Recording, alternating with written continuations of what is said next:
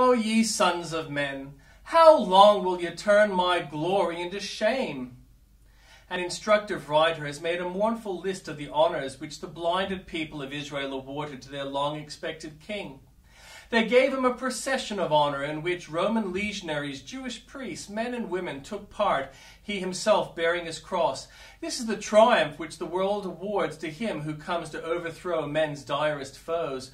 Derisive shouts are his only acclamations, and cruel taunts his only paeans of praise. They presented him with the wine of honor instead of golden cup of generous wine. They offered him the criminal stupefying death draught, which he refused because he would preserve an uninjured taste, wherewith to taste of death. And afterwards, when he cried, I thirst, they gave him vinegar mixed with gall, thrust to his mouth upon a sponge. O wretched, detestable inhospitability to the king's son! He was provided with a guard of honor, who showed their esteem of him by gambling over his garments, which they had seized as their booty. Such was the bodyguard of the adored of heaven, a quaternion of brutal gamblers. A throne of honor was found for him upon the bloody tree. No easier place of rest would rebel men yield to their liege lord.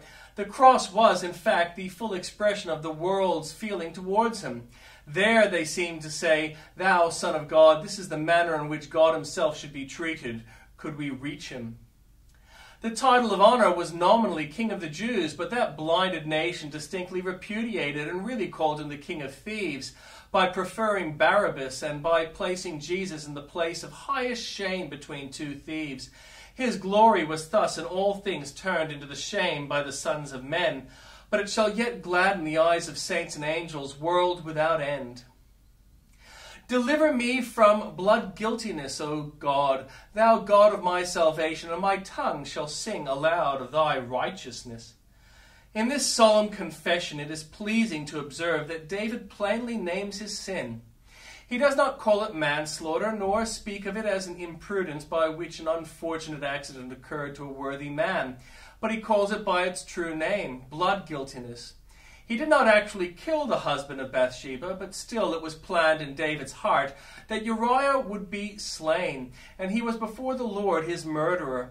Learn in confession to be honest with God. Do not give fair names to foul sins. Call them what you will, they will be smell no sweeter.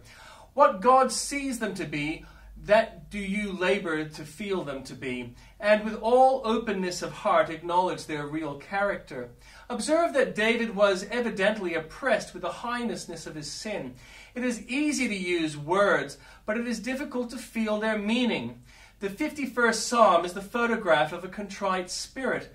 Let us seek after the like brokenness of heart, for however excellent our words may be, if our heart is not conscious of the hell-deservingness of sin, we cannot expect to find forgiveness. Our text has in it earnest prayer. It is addressed to the God of salvation. It is his prerogative to forgive. It is his very name and office to save those who seek his face. Better still, the text calls him the God of my salvation.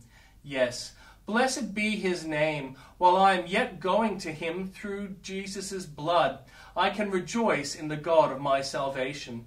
The psalmist ends with the commendable vow. If God will deliver him, he will sing. Nay, more, he will sing aloud. Who can sing in any other style of such a mercy as this? But note the subject of the song, thy righteousness.